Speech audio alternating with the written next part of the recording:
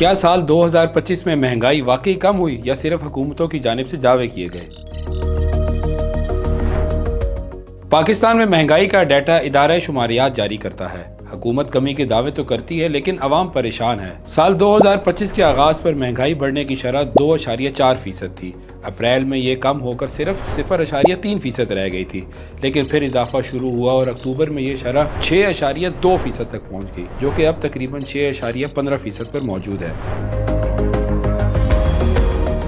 مہنگائی بڑھنے کی بڑی وجوہات میں ایک سیلاب ہے، جس کی باعث فصلوں کو بہت زیادہ نقصان پہنچا۔